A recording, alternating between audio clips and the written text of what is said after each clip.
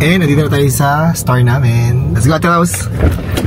So, eto na nga mga Habibis. It's early in the morning. And chinat ko si Ate Rose. Sabi ko sa kanya, punta kami ng palengke kasi mayroon akong bisita bukas. Si Kiko ng mga kachikos. Yes, nasa Pilipinas ngayon si Kiko. And tomorrow, bibisita siya sa amin. And alam ko yung kanyang favorite. Favorite niya ang embutido ko. Kaya gagawin ko siya ng embutido. Kaya pupunta kami palengke ngayon ni Ate Rose. Ate Rose. Ayan. Ready ka na? Nagdala ka ng eco bag? Meron na, sir. Ready ka na? Nakaalis na sila?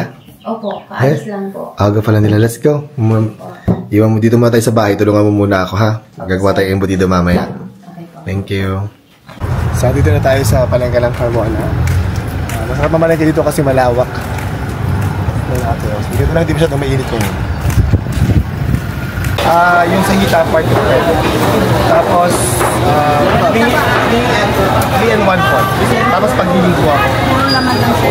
Okay, so tapos na kami mamalengke ni Ate Rose. Bigla namang uminit, nakakaloka. Pauwi na kami. Ay, dadaan muna tayo ng grocery, Ate Rose, no? Opo. Okay, let's go. So, dadaan muna tayo na grocery. May makabibili kami ni Ate Rose. Tapos wala na kayong toothpaste, Ate Rose, diba? Wala na po, sir.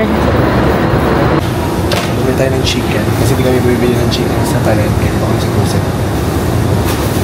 So, pag namimili ako, sinacheck ko yung mga expiration date. Kaya ito, nakita ko itong brand na to. Kaya mas may nakita akong bagong stock dito. Dito tayo sa bagong stock. Ay! Ayan, nalagyan. Pabayaan ko pa yung tubig. Ayan, tapos na kami mga grocery. Let's go, Ate Rose. Konti lang dapat ang bibilihin. Ayan, napadami na naman, Ate Rose. Let's go na. Para maraming stock po. Yes. And we're back dito sa bahay. So, Ate Rose, pagtulungan natin ang pag-ayos ng mga pinamili natin. Yan, tapos after natin mag-ayos, start na tayong gumawa ng embutido.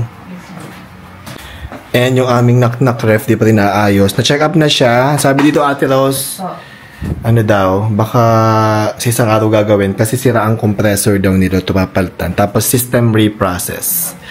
So, medyo mga 2 araw pa tayong walang ref. Hirap, di ba? Sa baba ko na lang po ilagay, sir, yung mga kailangan ilagay sa freezer po. Oo, so just freezer na lang. And natapos ko na ang aking embutido. Si Ate Rose, tinutulungan ako mag-prepare ng mga aluminum foil para mag-start na tayo magbalot. No, Ate Rose? Okay, sir. Lalagyan natin ng mantikili, Ate Rose, ha? Opo. Thank you. So, dadako na tayo sa pinakamahirap na part ng pagluluto ng embutido, ang pagbabalot. So, eto na. Gagamit ako ng 1 cup lang siguro. Yan. Tapos, may mantikilya na yung ating tawag dito. Aluminum foil. And then, babalutin na natin.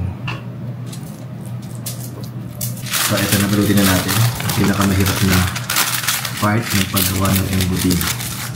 Ang pagbabalot. At tapos, magano ka magbalat? Diba hindi rin? Baka po. Baka ano, masira. Ano po siya, yung hindi siya masyadong siksik, sir? Oo nga, ang hirap. Maluwag, no? Opo. Ako din, yun ang problema ko dati. Pero ngayon medyo nasasanay na tayo ng very light. Kaya medyo nakukuha na natin. Yan. 1.5 na pala yung ginawa ko kasi masyadong maliit yung 1 cup lang. So, ginawa ko 1.5. Ayan, Ate Rose. Yung. Ayan, ganda. Ayan. Diba? Okay. Okay. So, tapos na tayo. Nakagawa tayo ng 20 embutido. And yung ginawa ko, isang regular. Tapos itong may mga pula-pula dyan, parang siopaw. May hotdog. Nilagyan ko ng hotdog. Para yung kalahati may hotdog, yung kalahati wala. At gagawin natin, isasalang na natin for 1 hour para maluto na. Steam na natin. So, isalang na natin ang ating mga embutido. Yan. Isang oras natin yan. Sasalang ito. So, ayan, Kiko, pagdating mo dito, already na ang iyong paboritong embutido. At saka meron siya isang paborito sa akin, Ate Rose. Alam mo kung ano? Ano? Paksiw na pata. So, embutido and paksiw na pata, requested ni Kiko yan. Bukas, pagdating niya dito sa bahay. And, ito na ang ating embutido, Ate Rose. Yan. Bang. So, kunin natin ang ating mga embutido. Yan. Papalamigin lang natin for a few hours before natin siya ilagay sa ref. Bang. Tapos bukas namin ito ulamin. Or baka mamayang gabi din. Depende. So, ito na nga mga Habibis. Tapos na kami magluto ng embutido. Saan tayo pupunta, Ate Ros? Sa siya po. Pupunta kami ng shop para puntahan yung mga Habibi fam doon. At doon kami, tulong-tulong kami doon. Marami kaming orders today. Marami po And kita na gum tags para sa Daiso. Tapos, Yan, si Habi David nakaalis na. Let's go! Hala, Ate Ros, ang dami na uling bulaklak ng ating...